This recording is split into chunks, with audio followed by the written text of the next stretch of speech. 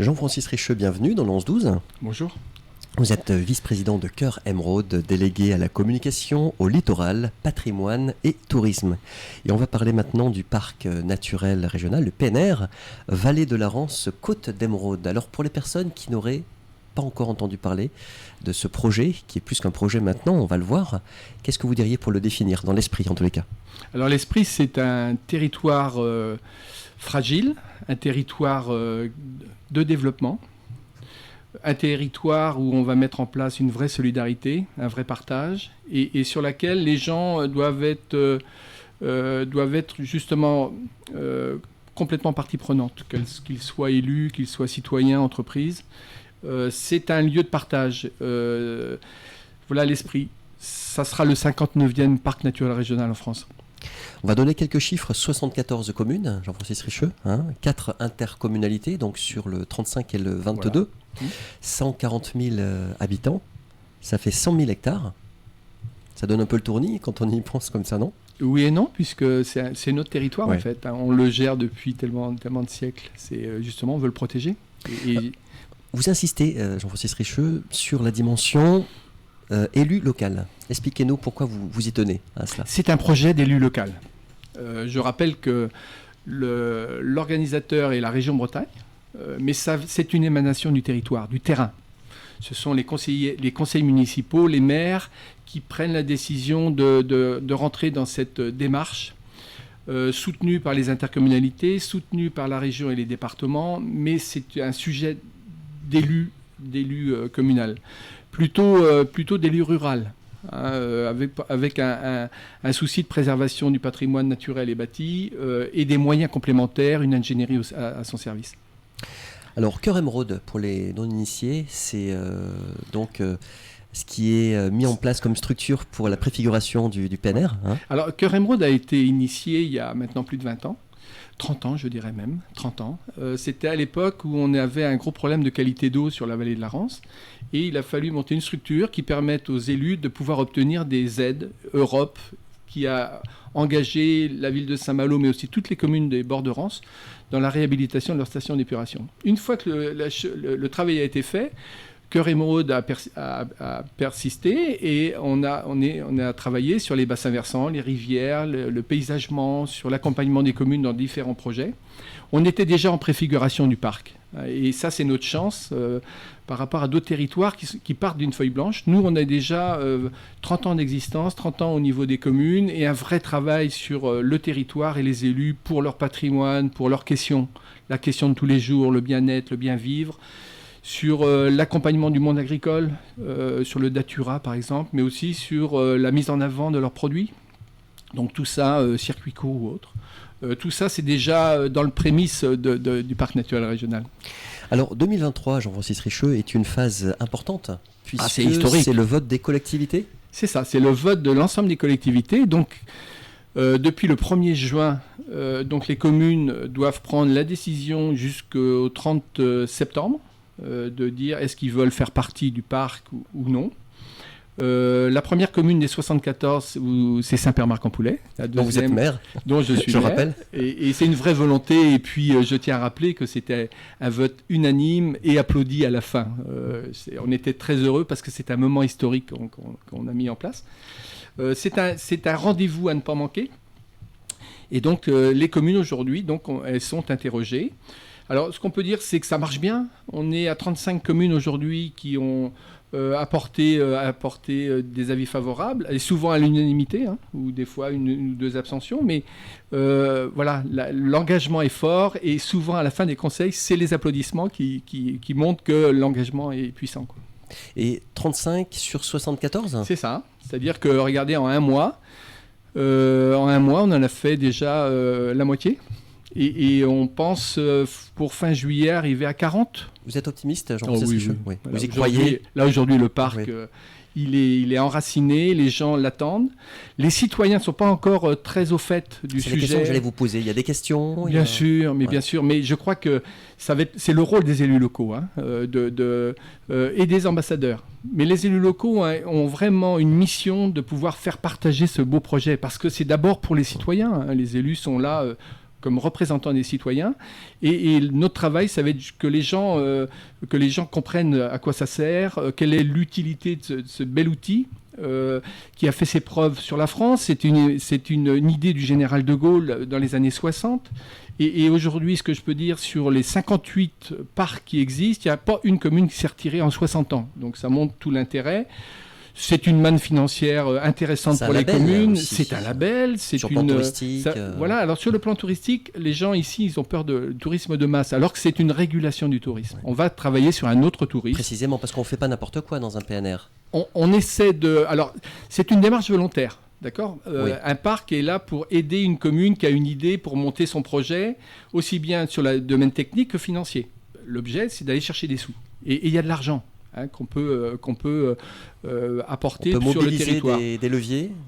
Eh bien, sur les 58, il y a une étude qui a été faite. Sur 1 euro investi, on est à peu près entre 8 et 20 euros en fonction des territoires de retour sur investissement. C'est-à-dire que la cotisation des communes actuelles, qui est gratuite puisque l'État compense l'adhésion. Notre adhésion au parc pour les communes est de 3 euros. Et l'État, dans une dotation de biodiversité, apporte 3,72 euros de l'habitant. Ça veut dire qu'ils font un boni de 72 centimes. Donc ça veut dire que pour la commune, c'est gratis. Et en plus, ce qui est intéressant, c'est que c'est une vraie ingénierie de 14 salariés spécialisés dans leur domaine au service des communes, ou des entreprises, ou des associations. C'est un vrai levier à ne pas louper. Alors, on a bien compris, Jean-Francis Richeux, jusqu'au 30 septembre, phase d'explication, de pédagogie et puis de vote pour les collectivités. Il y en a 74, on le rappelle. Ensuite, il y a le vote de la région. Voilà. Alors, ensuite, ça va intervenir... Alors, il y a les départements, oui. La région, et puis après, une fois que la région a adopté, donc ça part au ministère. Et là, on aura une période de 6 mois que ça va se promener un peu dans les services. Donc c'est l'avis final des instances nationales, comme on dit, c'est ça. Je vais le dire comme ça, pour une création du parc espérée l'an prochain. Juin 24. Juin 2024. Donc voilà. Là, le calendrier est très précis. Signature du Premier ministre. Et puis après, on fait partie de cette belle opération nationale qu'on appelle les parcs naturels régionaux en France. Pour 15 ans, jusqu'à 2039, ce serait... C'est ça, c'est des contrats de 15 ans. Ouais. C'est-à-dire que les communes qui aujourd'hui disent non, eh bien, ils attendront 15 ans pour revenir. C'est compliqué. On essaiera s'ils changent d'idée, prochaines élections, de faire autrement. On essaiera de les faire entrer, mais il est clair que c'est un signe, c'est pas un bon signe pour le territoire. Une commune, parce qu'en plus, elle sera complètement effacée de notre parc. Il faut savoir qu'aujourd'hui, les parcs naturels régionaux sont visés au niveau national. Les gens qui vont ou faire du déplacement ou chercher des produits, ils regardent où ils sont. Et quand on est dans un parc, on sait qu'on est dans le domaine de la qualité. Il y a une volonté globale de faire mieux, pour l'environnement, mais aussi sur le produit. Et bien les communes qui vont faire le choix, moi je respecte le choix. Il y en a que vous connaissez? Alors il y en a. Sans forcément les nommer, parce qu'on n'est pas là pour tirer sur les uns ou les autres. Mais il y a un manque d'information. C'est-à-dire que moi j'ai des communes, par exemple, on a insisté fortement pour faire une réunion avec les conseillers municipaux, on nous a dit non. Donc je m'aperçois que voilà, il y a des incompréhensions. Et puis après c'est un choix. On verra, ça se fera de toute façon. Mais c'est pas la majorité, vous nous dites. Voilà. On va avoir 4-5 communes qui risquent de dire non. Mais la machine se fera quand même et ils auront malheureusement ils n'auront aucun subside et les inconvénients. Ça voudrait dire qu'il pourrait y avoir des trous comme dans un gruyère éventuellement dans le PNR. Oui, ça existe.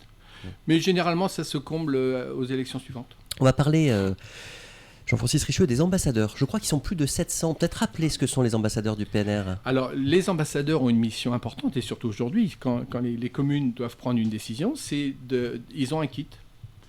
Et ils doivent interroger les élus sur leurs souhaits, leurs volontés. Eux, ils sont déjà, bien sûr, très convaincus. On a fait une assemblée générale de Cœur Émeraude l'autre jour. On attendait 40 personnes, ils étaient 200. Ça monte l'engouement, il y a une appétence. Et puis, c'est un bon esprit. J'étais l'autre soir encore à Bruceville, dans une commune à côté de Dinan, une très belle petite commune. Ils ont voté hier à l'unanimité. La réunion, on devait passer un quart d'heure, on est resté 1 heure. Il y a une vraie appétence. Et puis, ça donne quand même aux communes un avenir. Vous savez, on a des intercommunalités qui font très bien les choses dans les macro-sujets, économie, déchets, logement, etc., etc. Mais il y a la vie de tous les jours, il y a le petit patrimoine, il y a l'accompagnement des petits produits, les circuits courts, il y a les petits marchés paysans. Personne ne fait ça. Le parc, c'est réellement dans son enjeu. Et après, on travaille déjà avec les intercommunalités parce qu'ils font très bien les choses dans les bassins versants et autres, ou les bassins versants PTB ou SBC. C'est des sigles, ça. Vous pouvez syndicat du bassin côtier de Dole de Bretagne. Okay. Là, c'est dans la baie du Mont-Saint-Michel. Et le PTB, c'est l'établissement public de bassin versant. C'est sur le secteur de Rance, Frémur, Baie-de-Bossé. Ok, on se situe bien. Voilà. Okay. Et donc, on a des travaux concrets. C'est-à-dire qu'aujourd'hui, au niveau technique, tout le monde a sa place. Et le parc sera un apport de moyens, un apport de réflexion par rapport aux élus ou aux entreprises ou aux associations. Et c'est un vrai accompagnement qui est proposé. Et ceux qui ne veulent pas en faire partie, alors ça, c'est un peu dommage. Et je commence à le voir. Moi, j'ai des gens qui sont venus me voir en rendez-vous.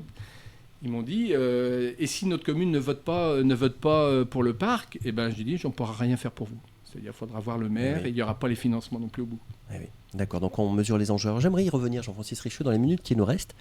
Enjeu littoral, puisque c'est vrai que le PNR, c'est à la fois territoire terre-mer. C'est terre-mer, oui. Donc il y a une spécificité. C'est plutôt terre. Oui, ouais. oui. Ouais. Et puis donc nature-paysage. Alors les mots ont un sens, puisque la nature, elle est riche en biodiversité, notamment, et ça je sais que vous y êtes sensible, à Saint-Père et autour. La biodiversité, on fait partie de la biodiversité, il faut le rappeler. Hein, et on a pris une grosse part dans cette biodiversité sur laquelle il va falloir qu'on revienne à notre place. On a beaucoup puisé l'eau, on a beaucoup puisé les paysages, on a beaucoup défriché, on a beaucoup, et puis on s'aperçoit qu'aujourd'hui, on replante des haies bocagères. On replante des haies bocagères, on a une vraie politique sur Saint-Malo agglomération, par exemple, on en fait cette année 10 km, vous voyez, mais au niveau Bretagne, je crois que c'est 2300 km par an qui sont sacrifiés, quoi. Donc on a un vrai sujet de haies, c'est pas pour faire joli, ça fait joli, c'est bien pour la faune, la flore. Il y a une utilité là, il y a une utilité sur l'eau, surtout. C'est-à-dire qu'il y a une haie, on retient l'eau au pied. Et la difficulté qu'on a, c'est qu'on a passé 60 ans à mettre des tuyaux de façon à accélérer la circulation de l'eau pour l'emmener à la mer le plus rapidement possible. Aujourd'hui, il faut faire crever tous ces tuyaux-là et nos vieux tuyaux en béton, faut pas les remplacer, faut qu'ils percent de façon à ce que l'eau soit mieux diffusée sur le territoire. Et on travaille sur des méandres. Là, avec le syndicat bassin côtier de Dole, on a fait une belle opération sur Plerguet, mais aussi là actuellement sur le Moloc, ça s'appelle. Et on a fait une belle opération sur le Tronchet, sur un méandre qui est devenu un lieu et demain une destination pour la randonnée. Excellent. J'allais vous poser une question sur l'état des nappes phréatiques. Jean-Francis Richaud, vous êtes bien placé pour nous répondre. Peut-être une interrogation des auditrices et des auditeurs. Alors, il a plu ces derniers jours. Et ça va ? Le niveau est bon ou... Alors, déjà, on n'a pas de nappes phréatiques chez nous. C'est-à-dire que nous, on a une eau de ruissellement. C'est-à-dire qu'on a des étangs. Au niveau département, importante, oui. Au niveau département, c'est à peu près 10% qu'on est en nappe, plutôt dans la région de Fougères où il y a un peu plus de calcaire.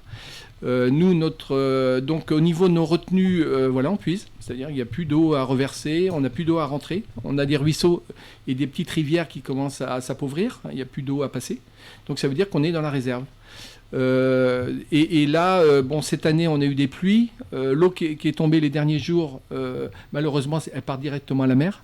La végétation, actuellement, en a besoin. Donc, elle se sert, que ce soit les arbres, les ruisseaux et autres. Parce que c'est une fois que tout le monde s'est servi que nous, on prend sur nos étangs. Et donc, on n'y est pas encore. On est serein jusqu'à la fin de l'année. Pour autant, moi, je demande aux citoyens de faire très attention. Et je les remercie de l'opération qui a été faite l'année dernière et qui a très bien marché puisqu'on a fait des économies de 10%. Je rappelle que sur le pays de Saint-Malo, c'est 9 millions de mètres cubes qui sont utilisés. Vous voyez, 10%, c'est presque un étang ou une retenue. Et 10% chez un consommateur, c'est rien du tout. Il suffit de laisser le robinet un peu moins couler, de prendre une douche 4 minutes et reprendre l'eau. Vous savez, l'histoire de la bassine, je crois que je l'ai déjà raconté, c'est-à-dire Quand l'eau, pour qu'elle devienne chaude, des fois il y a 7-8 litres pour que l'eau vienne à la douche de la chaudière, et bien cette eau-là, faut la récupérer dans une bassine. Et ben, vous faites le calcul, 4-5 litres par jour, vous allez voir les volumes, c'est des mètres cubes, et multiplié par les 35 000 abonnés, ça fait du cubage. Et les 10%, on peut facilement les atteindre. Et je remercie pour l'année dernière, et j'encourage encore les gens à faire très attention sur leur eau, récupérer l'eau de pluie. Il y a aujourd'hui des systèmes pour les jardins, il y a plein de systèmes qui devraient nous permettre de gagner le pari. Eh bien, un grand merci à vous, Jean-Francis Richeux. Donc, je rappelle que vous êtes vice-président de Cœur Émeraude, délégué à la communication au littoral, patrimoine et tourisme. Et on va suivre avec le plus grand intérêt ces différentes phases jusqu'à juin 2024 pour le PNR. Et vive le PNR. À bientôt. Bonne continuation à vous.